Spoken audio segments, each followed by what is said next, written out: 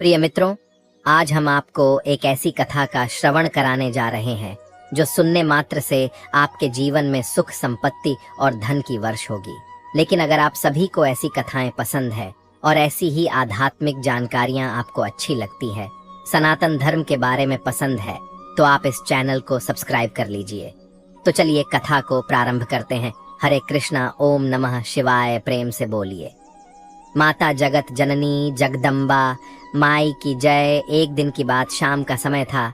भगवान शिव और माता पार्वती कैलाश पर्वत पर बैठे। तभी माता पार्वती के मन में दो प्रश्न आए। उन्होंने भगवान शिव से दो प्रश्न पूछे। उनका पहला प्रश्न यह था कि बहू को परेशान करने वाली सास को कौन सी या किस प्रकार की सजा मिलती है। उनका दूसरा प्रश्न यह था कि कौन सी स्त्री के ससुराल में पैर रखने से गरीबी आ जाती है।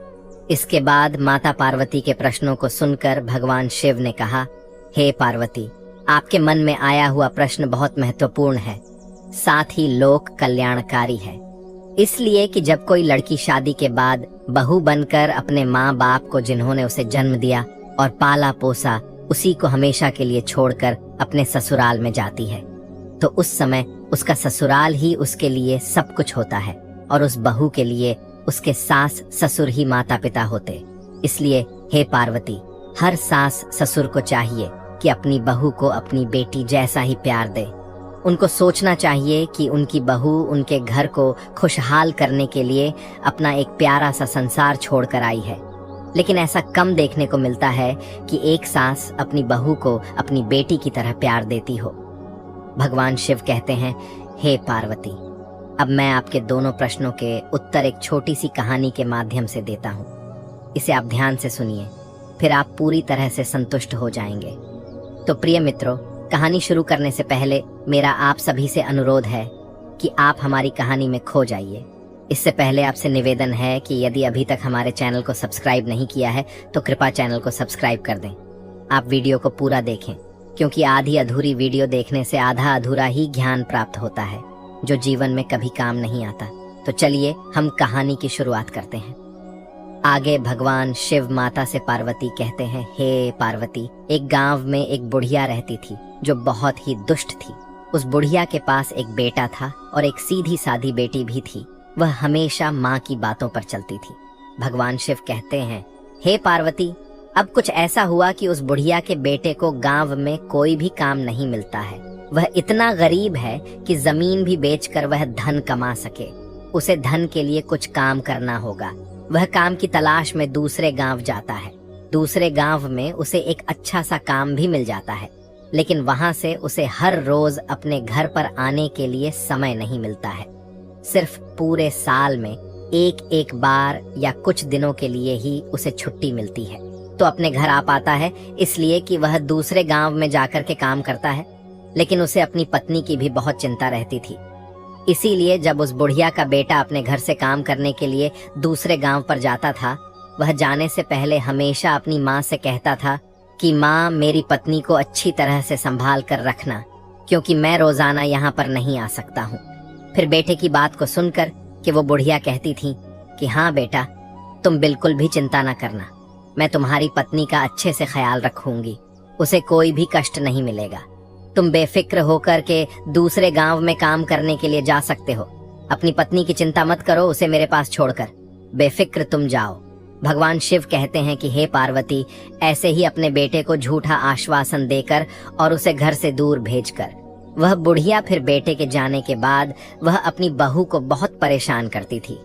इस तरह समय धीरे धीरे बीत रहा था। वह बहू अपनी सास की आलोचना सुनकर भी चुप रहती थी। चाहे सास बहू को कितना भी कहती थी, वह जितना भी चिढ़ाती थी, लेकिन कभी भी वह बहू उसे जवाब नहीं देती थी, क्योंकि वह बहू बहुत ही संस्कारी थी और अपनी सास को अपनी माँ जैसा प्यार देती थी। फिर समय धीरे धीरे बीत गया। एक दिन उस बुढ़िया का बेटा छुट्टी पर आया।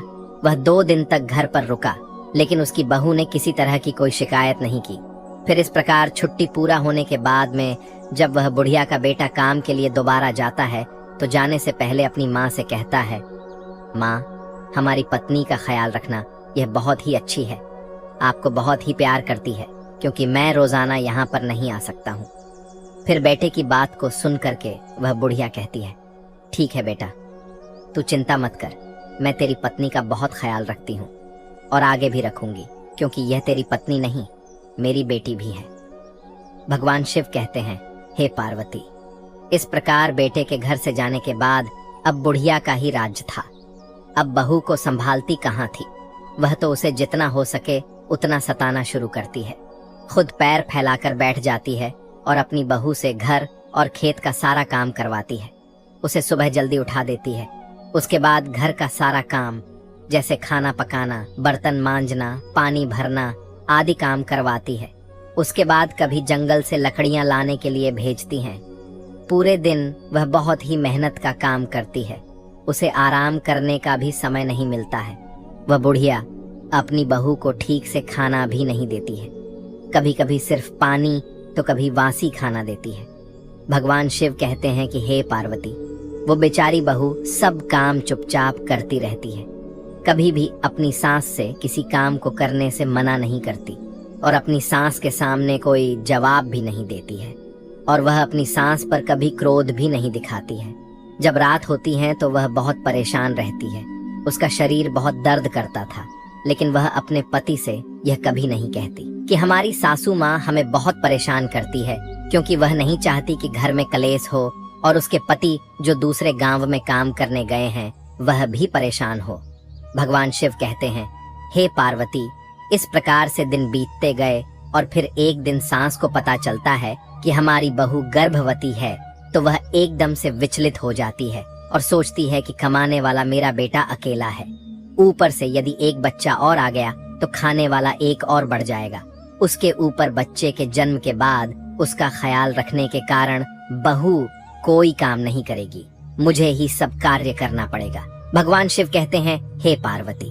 फिर वह बुढ़िया अपनी बहू के बारे में ऐसा सोचती है, हर सास तो यही चाहती है कि हमारे घर में जल्दी से पोता या पोती आए, लेकिन वह सास ऐसी है, वह नहीं चाहती कि हमारी बहू की कोख से कोई भी संतान जन्म ले, क्योंकि उसकी सोच है यदि बच्चा घर में आएगा तो बहू बच्चा के देख रेख में लग जाएगी और घर का कामकाज वह नहीं करेगी, फिर सारा कामकाज मुझे करना पड़ेगा। भगवान शिव कहते हैं, हे पार्वती, अब जब वह बुढ़िया जान जाती है कि उसकी बहू गर्भवती है तो वह उसे ज्यादा सताने लगती है और बहू को बहुत सारा काम करने के लिए कहती रहती है।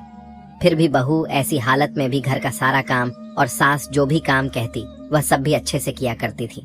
कुछ महीने इसी तरीके से बीतते हैं। फिर बहू के 9 महीने पूरे होने के बाद उसके प्रसूति का समय आता है। उसके पेट में दर्द होता है। बहू प्रसव के दर्द में व्याकुल हो जाती है और अपनी सास से कहती है, मुझे लगता है कि मेरी प्रसूति का समय नजदीक आ गया है, कृपया जल्दी से आया को बुला ले। सास उससे कहती है कि आया की आवश्यकता नहीं है, मैं तुझे एक नींबू देती हूँ, यह नींबू ले और तू दूर जंगल में जाकर के इस नींबू को खा लेना, तुम्हें प्रसूति हो जाएगी। पर मेरी एक बात ध्यान से सुन लेना, यदि तेरी कोख से बेटा हो तो उसे लेकर घर आना, और यदि तेरे कोख से बेटी हो तो घर लेकर नहीं आना। भगवान शिव कहते हैं, हे पार्वती, बहू बेचारी वेदना से तड़पती हुई सांस के द्वारा बताए हुए रास्ते पर चलती है और नींबू लेकर के उस जंगल में चली जाती है जिस जंगल के बारे में उसकी सांस बताती है। फिर वह जैसे ही नींबू खाती है, कुछ ही पल में उसकी प्रसूति हो जाती है और वह एक बेटी को जन्म देती है। भगवान शिव कहते हैं कि हे पार्वती, बहू ने उस बेटी को बड़े प्यार से दुलार है, उसे दूध पिलाती है, क्योंकि उसने उस बेटी को नींबू खाकर पैदा किया थी, इसलिए उस बहू ने अपनी बेटी का नाम निम्बावली रखा।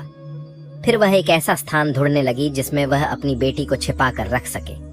आखिरकार उसने एक ऐसी जगह खोज ही ली जहां एक बहुत बड़े पेड़ खो थे। उस खो के ऊपर चिड़ियों के घोंसले थे। फिर उसने अपनी बेटी निम्बावली को उस पेड़ की खो में छोड़ दिया और उस पेड़ पर रहने वाली चिड़ियों से कहा कि यदि मैं अपनी बेटी को घर ले जाऊंगी तो मेरी सास मेरे साथ मेरी बेटी को भी मार देगी, इसलिए मैं अपनी बेटी निम्बावली को इस खो में छोड़कर आपके भरोसे जा रही हूँ। हे चिड़ियों हो सके तो आप सब मेरी बेटी का ध्यान रखना। भगवान शिव ने कहा, हे पार्वती। फिर बहू यह कहकर घर आ गई। अब जैसे ही वह घर वापस आती है, उसकी सास समझ जाती है कि उसे बेटी हुई है, क्योंकि उसने पहले ही कह दिया था कि यदि बेटा हो तो घर लेकर आना और यदि बेटी हो तो लेकर नहीं आना। वह डर से अपनी बेटी को जंगल में ही छोड़ आई है। भगवान शिव कहते हैं, हे पार्वती, इस प्रकार वह बहू अपनी सास से कहती है कि माँ बेटी हुई थी इसलिए लेकर के नहीं आई। फिर तो बहू की बात सुनकर के वह बुढ़िया एकदम से शोर मचाने लगती है और चिल्लाने लगती है कि मेरी बहू ने अपने बच्चे को खा लिया, मेरी बहू बच्चे खाने वाली डायन बन गई है। भगवान शिव कहते हैं, हे पार्वती, उस बुढ़िया के द्वारा बहू को इतना परेशान किया जाने लगा, मगर बहू अपनी सास की बात को अनसुनी कर देती है और मन ही मन में इस बात से खुश रहती है कि भगवान की कृपा से उसकी बच्ची जिंदा है। और फिर रोजाना वह बहू जानवरों को चराने के बहाने से जंगल में जाती है और अपनी बच्ची को दूध पिलाती है। इस तरह से कुछ दिन बीतते हैं। उधर उस पेड़ की खोखर में निम्बावली धीरे धीरे बड़ी हो जाती है। इस तरह 1 साल बीतता है और फिर उस बुढ़िया का बेटा अपनी छुट्टियों पर घर लौटता है। जैसे ही घर में प्रवेश करता है, बुढ़िया अपने बेटे से कहती है, बेटा, तुम्हारी पत्नी इंसान नहीं है, वह एक डायन है जो जीवित लोगों को खा जाती है। बेटा, तुझे एक बेटी थी, लेकिन तुम्हारी पत्नी ने अपनी बेटी को खा लिया। भगवान शिव ने पार्वती से कहा, वह बुढ़िया का बेटा अपनी माँ का स्वभाव भली भांति जानता है। उसने समझ लिया कि यह एक साजिश है। फिर उसने अपनी पत्नी से उस बेटी के बारे में कुछ नहीं पूछा और उस बहू ने भी अपने पति से सास के बर्ताव के बारे में कुछ नहीं कहा। वह नहीं चाहती थी कि घर में किसी प्रकार का झगड़ा हो। फिर भगवान शिव ने कहा, हे पार्वती, उस बुढ़िया का बेटा कुछ दिन तक घर आकर रहता है और फिर वह बुढ़िया का बेटा काम के लिए दूसरे गांव चला जाता है। इस बीच उसकी बहू को फिर गर्भ धारण हो जाता है। बुढ़िया को जब यह पता चलता है कि मेरी बहू फिर से गर्भवती है, तो वह बुढ़िया बहुत नाराज हो जाती है और अपनी बहू को पहले से भी ज्यादा परेशान करने लगती है।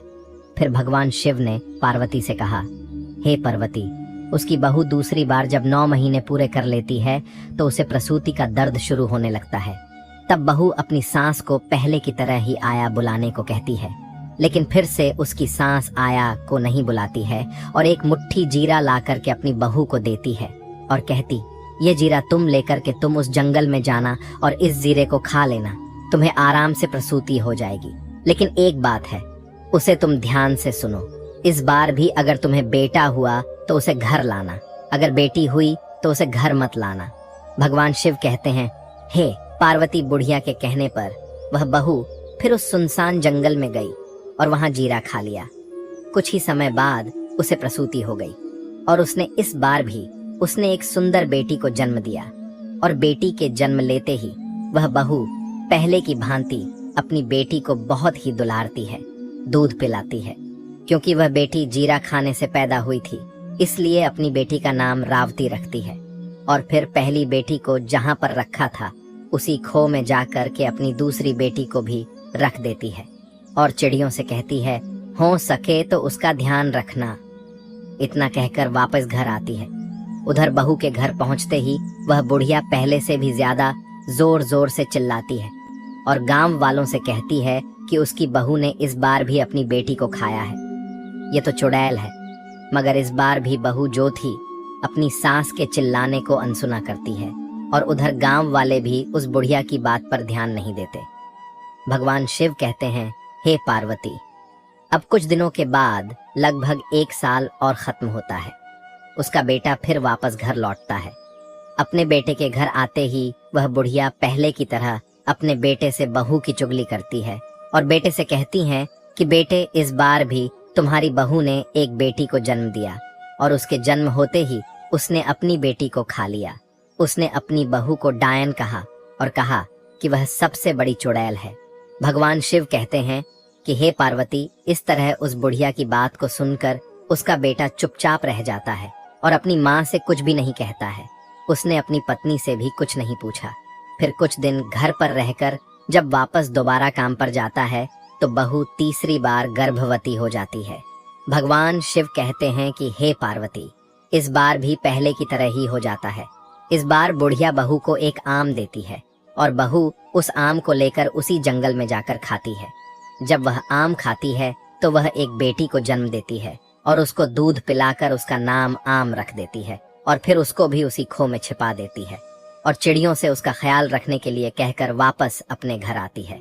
भगवान शिव कहते हैं, हे पार्वती, अब बुढ़िया गांव के द्वार द्वार जाकर के बहू की चुगली करती है, मगर बहू अपनी सास की एक भी बात का बुरा नहीं मानती और सास की नफरत भरी बातों को अनसुना कर देती है।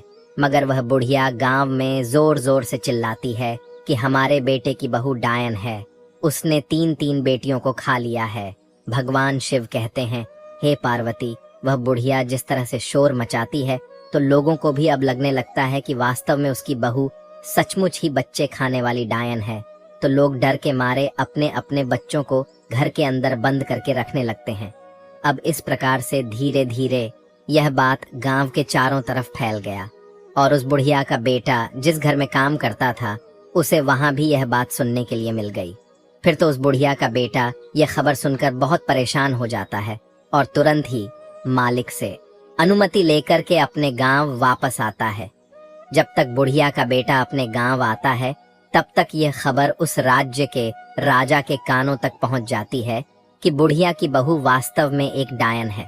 फिर राजा सिपाही भेज करके बुढ़िया को दरबार में बुलाता है और बात की छानबीन करता है। तो बुढ़िया मिर्च मसाला लगा करके राजा से कहती है, महाराज क्या बताऊं, मेरी बहू वास्तव में एक बड़ी डायन है, बच्चों को खाने वाली चुड़ैल है। उसने मेरी 3 पोतियों को जिंदा ही खा लिया है।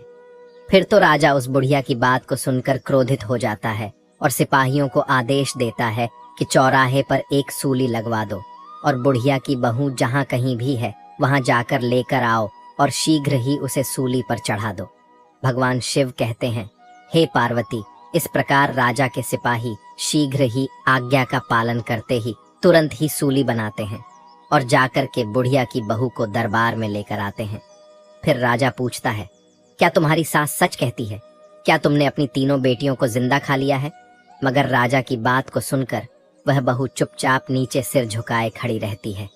फिर तो बहू को चुपचाप देख करके राजा को विश्वास हो जाता है, जैसा बुढ़िया ने बताया है, उसकी बहू ने तो वास्तव में अपनी बेटियों को खाया है, यह तो डायन है। और फिर राजा तुरंत ही अपने सिपाहियों को उस बहू को सूली पर चढ़ाने का आदेश देता है। तो सिपाही उसे लेकर के चौराहे पर जमा होते हैं। फिर राजा भी बाहर आता है। उसके बाद राजा के दरबार के सभी मंत्री सेनापति वहां पर इकट्ठा हो जाते ही भगवान शिव कहते हैं, हे पार्वती, इधर बहू को सूली पर चढ़ाने की तैयारी होती है तो उधर उसका पति भी घर पहुंचता है। जब वह घर पहुंचता है तो उसे घर में कोई दिखाई नहीं देता है। वह सोचता है घर में माँ और पत्नी नहीं है और घर के दरवाजे पर ताला लगा हुआ है। वह परेशान हो जाता है और पड़ोसी से पूछता है कि क्या हुआ है। पड़ोसी बताते हैं कि तुम्हारी माँ और पत्नी को राजा ने दरबार में बुलाया है। फिर वह बुढ़िया का बेटा घबराकर राजा के दरबार की ओर भागता है। वहां पहुंचकर उसे पता चलता है कि उसकी पत्नी को सूली पर चढ़ाने के लिए चौराहे पर ले जाया गया है। तब वह तेजी से चौराहे की ओर दौड़ता है। चौराहे पर पहुंचते ही वह देखता है कि राजा के प्रधान सिपाही और सभी प्रजा इकट्ठी हैं और कुछ ही समय में उसकी पत्नी को सूली पर चढ़ाने का हुक्म है। तब वह बुढ़िया का बेटा तुरंत ही राजा के सामने खड़ा होता है और हाथ जोड़कर गिड़गिड़ाता है, महाराज, कृपया मेरी पत्नी को सूली पर चढ़ाने से रोक दीजिए। कुछ देर के लिए मुझे एक बार अपनी माँ और पत्नी से सच बात पूछने दीजिए। यदि मेरी पत्नी अपराधी है तो मैं स्वयं कहूंगा कि उसे सूली पर आप चढ़ा दें। भगवान शिव कहते हैं, हे पार्वती, इस प्रकार राजा को कुछ दया आती है और वह राजा अपने सिपाहियों को कुछ देर के लिए सूली पर चढ़ाने का आदेश रोक देता है। भगवान शिव कहते हैं, हे पार्वती। फिर वह बुढ़िया का बेटा अपनी माँ से पूछता है, माँ, भगवान के लिए सच बताओ। वो बुढ़िया अपने बेटे से भी झूठ बोलती है और उससे कहती है, हाँ, तेरी बहू डायन है। तेरी बहू ने तेरी 3 बेटियों को खा लिया है। भगवान शिव कहते हैं, हे पार्वती, मगर उस बुढ़िया के बेटे को अपनी माँ पर विश्वास नहीं होता है, क्योंकि वह जानता था उसकी पत्नी बहुत अच्छी है, संस्कारी है, कभी झूठ नहीं बोलती, माँ की बहुत सेवा करती है, बच्चों को देखने के लिए दिन रात तरसती है।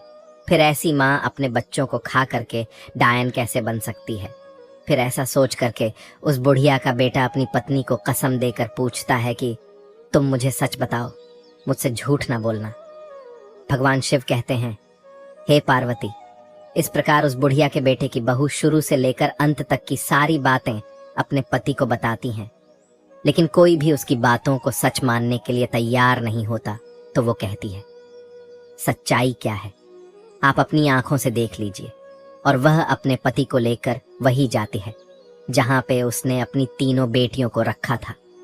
वह पहुंचकर वह अपनी बेटियों को प्यार से आवाज देती है, निम्बावली प्यारी बिटिया, मैं संकट में हूं, मेरी रक्षा करना रावती मेरी बिटिया, संकट में मेरी रक्षा करना, आमवती मेरी बिटिया, संकट में मेरी रक्षा करना। भगवान शिव बोले, हे पार्वती, जब उस बहू ने अपनी तीनों बेटियों को याद किया तो उसकी तीनों बेटियां तुरंत जंगल से दौड़कर आकर माँ के पास चली आई और माँ से लिपट गई। इसके बाद उस बेटे को सच्चाई का पता चल गया। उसे देखकर राजा और सभी लोगों ने बहू की बातों पर विश्वास किया और सभी को सच्चाई समझ आ गई। फिर भगवान शिव ने पार्वती से कहा, राजा ने क्रोधित होकर बुढ़िया से कहा, अब बताओ सच्चाई क्या है। अब तो बुढ़िया को डर के मारे कंपने लगती है, लेकिन उसे सच बताना ही पड़ेगा। जब राजा ने सच्चाई जान ली तो उसने बुढ़िया को फांसी चढ़ा दिया और बहू को छोड़ने का आदेश दिया। राजा बहू के संस्कारों को देखकर वह बहुत खुश हो गए और बुढ़िया के बेटे से कहा, अब से तुम्हें दूसरे गांव जाने की आवश्यकता नहीं है, मैं तुम्हें इसी गांव में काम दूंगा। तुम अपनी पत्नी और बच्चों के साथ हमारे यहाँ खुशी खुशी रह सकते हो।